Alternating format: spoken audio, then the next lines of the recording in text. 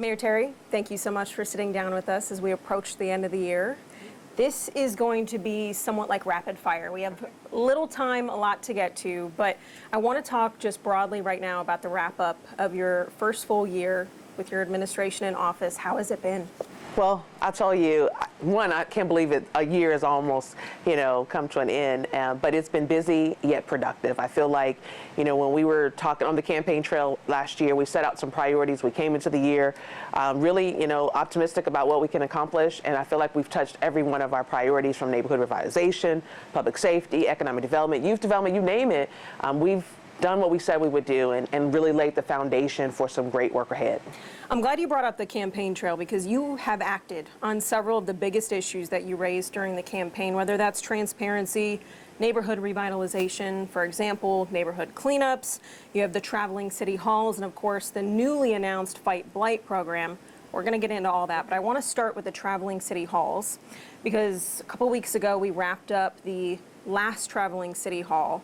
And the reason why I want to focus on that is because it was probably one of the most that we covered heated ones, if you want to call it that. But there were some concerns raised, and most of it around ongoing construction in Evansville. And of course, another part of that is with INDOT's Lloyd for You project.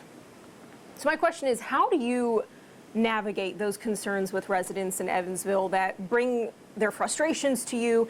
And really, when you walked in on these projects going on in office, and really, if you want to call it that, you inherited these projects, and now you deal with the aftermath of the frustrations. How do you navigate that? Yeah. Well, I think the beauty of our traveling city hall is it's not just about an opportunity for residents to meet with our departments and city officials, but it's it gives us an opportunity to invite in our community partners. INDOT, is a part of that. And so even that night at our traveling city hall, they were there to be able to respond directly to concerns that were raised, because I won't have all the answers. I certainly can make sure, again, that people are linked up with the resources that they need and the information. And so we'll continue to do that. Next year we'll have a new cycle of traveling city halls, but we'll find other ways as well to be sure that we're delivering information. I think we've already announced animal control town hall, which is new. I don't think we've ever done anything like that, but there are a number of concerns that have been raised, and so it's important that we share who's working in that space and then also answer some of the questions we're getting from residents in the city.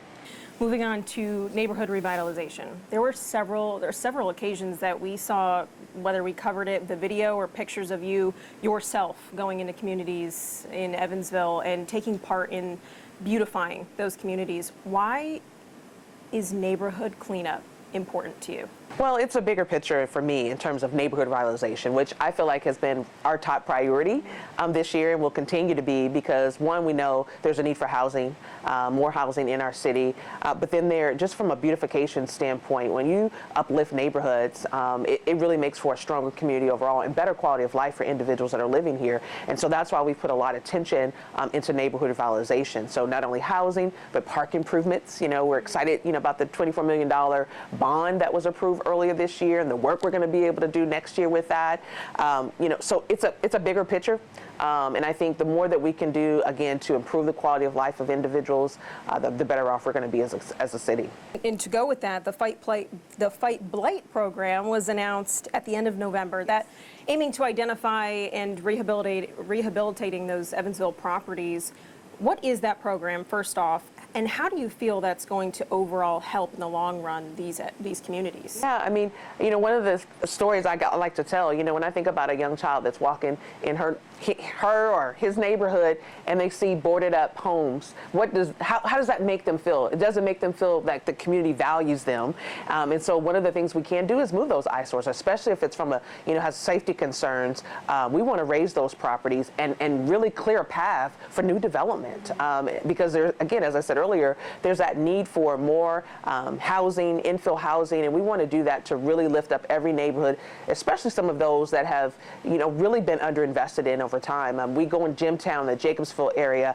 There's a need, to really remove blight in those areas. In our center city, you name it, there are areas all over our city that really could use some love and tender care, and that's what our neighborhood revitalization initiatives are all about. And neighborhood revitalization is a good segue into this next question. Crime in Evansville.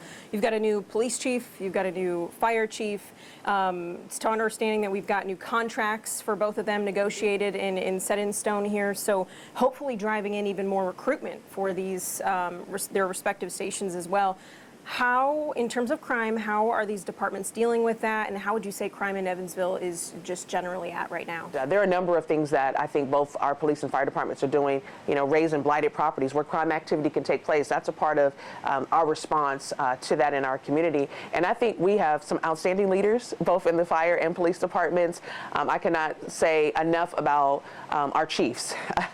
They are tremendous, and I would say morale is at the highest it's ever been in a very long time, and so that helps for them to do their jobs more effectively. And I said, before that I want to be sure that they have the resources, that they have competitive pay, and we've done that. And so I think you're going to continue to see them be responsive, continue to ramp up their community policing efforts, and even their fire policing efforts. So there's a number of ways that we're approaching and being visible in the community and really enforcing the law. And so I'm really proud of the work that they're doing. Well, let's move just a couple blocks down the road here to 420 Main. Just on my way here, I saw progress, workers making noise over there, which is good because this was the year we saw progress for that 420 Main vision over there, and that is eventually going to be 161 residential units along with first floor retail and of course the underground parking garage. How is that project moving along? It's moving along pretty well. I mean, the underground, of course, parking garage is underway now. We anticipate probably by the end of next year, hopefully we'll be able to cut a ribbon on that new development and also begin plans for the urban park that will be adjacent to that with a public restroom, which is something that we need in our downtown area. So I'm excited about finishing that project and moving on to other things downtown to continue to revitalize our downtown and make sure the shops are full, and then we're bringing more housing and more retail options for people to really just have a vibrant quality of life. River Vision is also another project that is most likely going to complement that 420 Main project as well.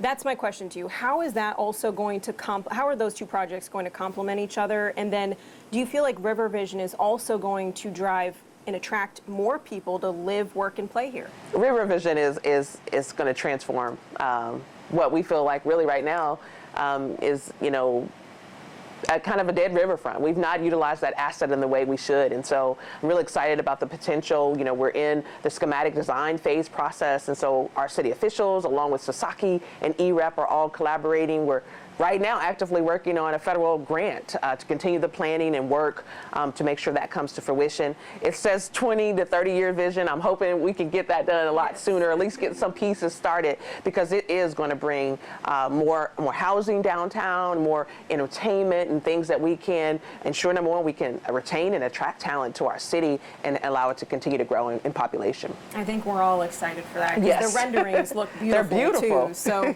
okay, let's move to the colder months of the year. Obviously, we're in the middle of that, and I think we know that the temperatures out there can get brutal, and when they do, one thing on a lot of people's mind is the homeless population in Evansville. So can you talk about what the city is currently doing to address the homeless population and maybe even plans for the future to try and get those people out of that situation? Yeah, I think there has always been a really a tremendous effort with nonprofit, our social service organizations. We still have the Commission on Homelessness, and so we have a number of groups that meet regularly to try to coordinate efforts around how do we support those that are experiencing homelessness. And so that work will continue. In addition, our local police department, they have a mental health liaison and homeless officer that is out interacting with those that are unhoused to really help and get them the support and assistance that they need to find housing. And so we're going to continue those efforts and, small things like a public restroom, a place where, just people can use the restroom with dignity, and it is important. And we want to be sure that we do those type of things to ensure, again, that we can get people back on track and really get them the support that they need, whether it's, substance abuse or mental health treatment or housing, you name it. We want to put a really strong system in place. And I think we have that already in our community. And I think, people say, oh, people come here, they're getting dropped off here, but it's because we have so many services. And now we just really need to be sure that we're working hand in hand, think about things that we're not doing to close the gaps so that we can keep, that homeless population down. And another thing, during those colder days especially, the white flag nights will continue as well, yes, right? They will. And so Evansville Rescue Mission, the United Caring Shelters will offer shelter for individuals, but we also know during the day we can go to the C.K. Newsom Center and then also the local library, during those colder nights. Well, let's end on a lighter note here. Okay. Evansville has a beautiful Christmas tree standing tall outside of the Civic Center, rather. I can see it just outside the window here.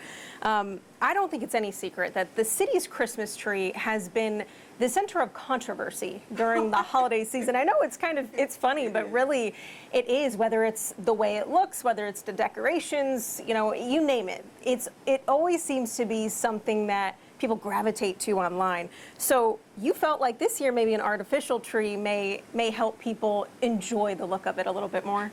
I did. I wanted to do something different. And I love decorating my own Christmas tree. And so this was really important to me to do it right, and something so that everybody can be proud with this stunning centerpiece that we have in front of the Civic Center. And so that's what you have. And I'm excited about it. It is beautiful. I know a lot of people online, the online response especially has been very positive from what I've seen. One question that people have brought up and are curious about is the funding for that tree, of course. Can you talk about where that money comes from? Sure. We partner with the Building Authority, which is responsible for managing both city and county facilities. And so they were able to make this purchase and work with Wild Horticulture to make sure, again, that we have this beautiful, beautiful tree to celebrate. Looking ahead, I know it's hard, you want to enjoy the holidays, but looking ahead, what does Evansville look like next year? Oh my gosh. I know, it's a loaded question. It is a loaded question, but we have a lot on the horizon for 2025.